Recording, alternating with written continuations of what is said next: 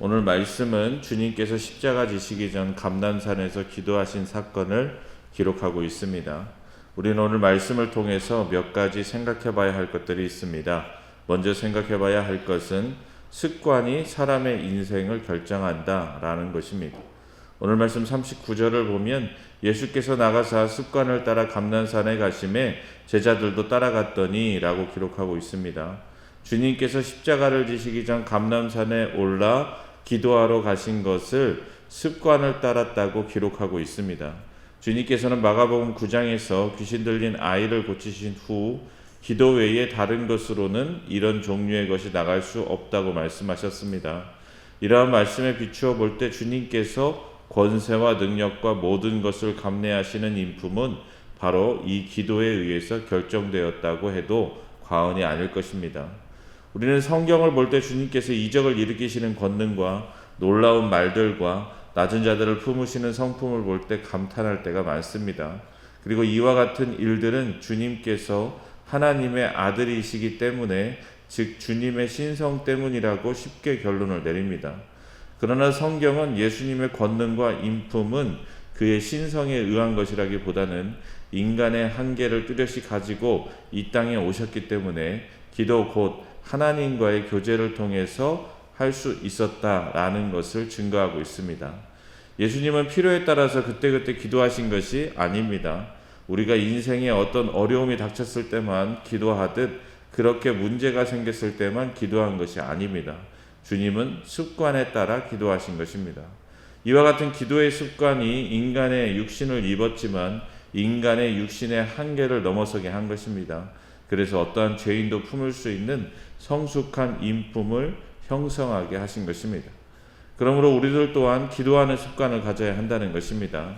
하나님의 아들도 기도하시지 않고서는 하늘의 뜻을 이루실 수 없는 육신의 한계를 가졌는데 우리는 어떻겠습니까? 우리는 더 기도해야 하지 않겠습니까?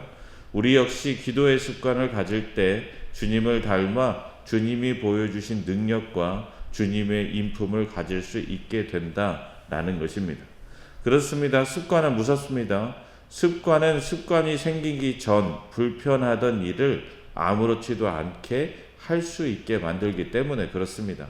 주님을 따르는 것도 마찬가지입니다. 주님을 따르는 것이 습관이 되어 있지 않으면 불편한 것입니다. 그래서 사람들이 신앙생활하는 것을 불편한 것으로 여깁니다. 왜냐하면 지금 내가 하고 있는 행동들을 하지 않아야 하기 때문에 그렇습니다. 그리고 지금 내가 하고 있는 행동 또한 습관화되어 있기 때문에 그것을 하지 않는 것이 힘듭니다. 그러므로 우리는 좋은 습관을 기를 수 있어야 됩니다. 뇌는 좋은 습관, 나쁜 습관을 가리지 않습니다. 스트레스를 받으면 먹는 것으로 푸는 습관을 가진 사람이 있습니다. 그 사람들은 스트레스만 받으면 먹는 것을 찾습니다. 반면 스트레스를 받으면 운동으로 푸는 습관을 가진 사람들이 있습니다. 그 사람들은 스트레스를 받으면 어떻게 합니까? 운동을 하게 되는 것이죠. 어떤 습관을 갖는 것이 좋겠습니까? 그런데 한 번 잡힌 습관을 바꾸는 것은 매우 힘듭니다. 왜냐하면 뇌에 패턴화된 습관이 있으면 그것을 컴퓨터 프로그램을 지우는 것처럼 지우는 기능이 뇌에 없기 때문에 뇌는 습관화된 행동을 무의식적으로 계속해서 반복하려고 합니다. 그러므로 잘못된 습관을 바로 잡으려면 다른 습관이 자리 잡아 그 행동을 하지 않게 해야 한다라고 합니다. 이것을 통해서 우리는 무엇을 알 수 있습니까? 좋은 습관 하나를 갖게 되면 그것도 지우기가 힘들다라는 거예요. 이것을 신앙으로 적용하면 기도하는 습관, 말씀 보는 습관을 갖게 하면 지속적으로 그것이 불편하거나 억지로 하는 것이 아니라 자연스럽게 나도 모르게 그 일을 하게 된다라는 것입니다. 원래 그런 사람은 없습니다. 습관이 그렇게 잡혀 있는 것입니다. 3살 버릇 80까지 간다, 개버릇 남주냐라는 속담이 있습니다. 물론 그렇습니다. 한번 자리 잡은 습관은 바꾸기란 매우 어렵습니다. 그런데 그 습관을 한번 바꾸어내면 반대로 다시 바꾸기도 힘들다라는 사실을 우리는 생각해야 됩니다. 나는 믿음 생활을 위해 어떤 습관을 가지고 있습니까? 기도하는 습관을 기르시기 바랍니다. 말씀 보는 습관을 기르시기 바랍니다. 하나님 나라 가치로 판단하는 습관을 기르시기 바랍니다. 사랑하고 포용하고 섬기고 낮아지고 헌신하는 습관을 기르시기 바랍니다. 여기서 중요한 것은 이것이 그냥 생기는 것이 아니라는 것입니다. 반복된 훈련을 통해서 가능하다는 것입니다. 주님을 따라 살아가는 것도 마찬가지입니다. 그러므로 날마다 주님을 따르기 위해 노력하시기 바랍니다.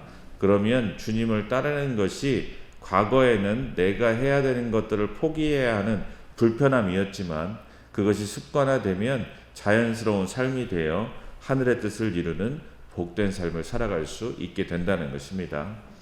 그리고 또 생각해 봐야 할 것은 기도는 내 뜻을 비우고 하나님의 뜻을 채우는 일이라는 것을 우리는 알고 살아가야 한다는 것입니다.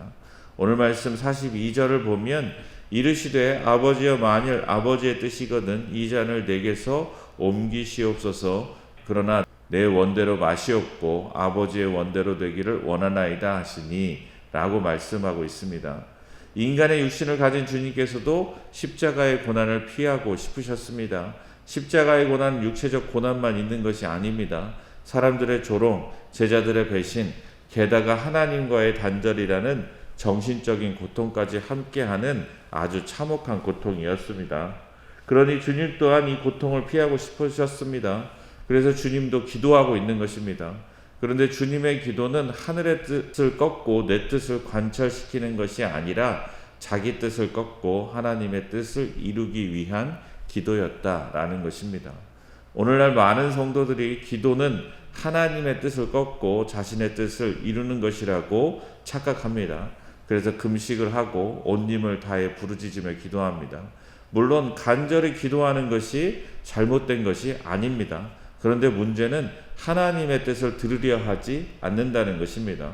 어떻게 해서든 자신의 뜻을 이루는 것이 믿음이 좋은 것이고 복받는 것이라고 생각합니다.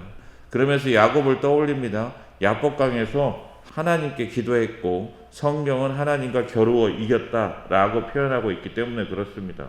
그런데 여기서 야곱의 승리는 하나님의 뜻을 변경하여 자신의 뜻을 이루었다라는 의미가 아닙니다. 우리가 간과하지 말아야 할 것은 야곱은 환도뼈가 끊어졌습니다. 환도뼈가 끊어졌다는 것의 의미는 더 이상 힘을 쓸 수 없는 사람이 되었다라는 뜻입니다. 즉 자기 힘으로 자기 생각으로 자기 멋대로 살아가던 야곱이 이제 더 이상 자신의 뜻대로 살아가는 사람이 아니라 하나님의 뜻대로 살아가는 사람이 되었다라는 의미입니다. 이제야 비로소 하나님을 의지하고 살아가는 사람이 되었으니 이제 야곱이 믿음 안에서 승리한 것이다 라고 표현하고 있는 것입니다. 야곱 또한 이제야 비로소 하나님의 뜻으로 자신을 채우는 사람이 된 것입니다. 기도는 시위하는 것이 아닙니다. 기도는 하나님과 교제하는 것입니다. 하나님과의 교제를 통해 하나님을 알아가는 일입니다. 그러므로 나의 뜻을 관철시키기 위해 기도하시지 마시기 바랍니다. 간절히 나의 뜻을 비우기 위해 기도하시기 바랍니다. 그러면 하나님의 것으로 그 빈자리를 채워 믿음으로 승리하는 삶을 살아가게 우리를 인도하실 것입니다. 그리고 또 생각해 봐야 할 것은 주님께서 말씀하신 대로 자기를 부인하고 자기 십자가를 지고 주님을 따르려면 간절히 기도하지 않으면 안 된다라는 것입니다. 오늘 말씀 44절을 보면 예수께서 힘쓰고 애써 더욱 간절히 기도하시니 땀이 땅에 떨어지는 핏방울 같이 되더라 라고 기록하고 있습니다. 주님께서 감람산에서 얼마나 간절하게 기도하셨는지 우리는 이 말씀을 통해서 알 수 있습니다. 그렇습니다. 십자가를 자발적으로 진다는 것은 이렇게 어려운 것입니다. 땀이 핏방울처럼 보일 정도로 기도해야 이룰 수 있다는 것입니다. 주님께서 하나님의 아들이시지만 결코 십자가를 쉽게 지지 않으셨습니다. 인간의 연약한 육체로 오셨기에 인간과 같은 고통을 느끼셔야만 하셨기에 땀방울이 핏방울이 될 정도로 기도하시고 나서야 하늘의 뜻을 따를 수 있게 되었다라는 것입니다. 우리는 하늘의 뜻이 이루어지기를 얼마나 간절히 바라며 살아가고 있습니까? 나의 삶으로 먼저 그의 나라와 그의 의를 구하기 위해 얼마나 간절히 기도하고 있습니까? 우리들 또한 주님을 따라 십자가를 져야 하는 사람들입니다. 믿음으로 사는 사람은 자기 십자가를 지고 자기를 부인하고 주님을 따르는 삶을 살아야 하기 때문에 그렇습니다. 주님께서도 이렇게 기도하시고 나서야 십자가를 지셨는데 우리는 너무도 쉽게 십자가를 지려 하지는 않는지 이 시간 생각해 봐야 합니다. 십자가를 지는 삶은 연약한 우리의 힘으로는 불가능합니다. 주님께서 도와주셔야만 가능한 일입니다. 그러니 우리는 더욱 기도해야 한다라는 것입니다. 오늘 말씀 43절을 보면 십자가를 지기 위해 주님께서 기도하실 때 천사가 하늘로부터 와서 주님께 힘을 더하였다라고 기록하고 있습니다. 주님도 간절한 기도를 통해 인간의 육신의 한계를 하늘의 능력을 공급받아 이겨내고 십자가를 지게 되셨다라는 것입니다. 그러니 우리도 기도함으로 주님의 도움을 구해야 합니다. 그리고 기억해야 합니다. 승리는 그냥 주어지는 것이 아닙니다.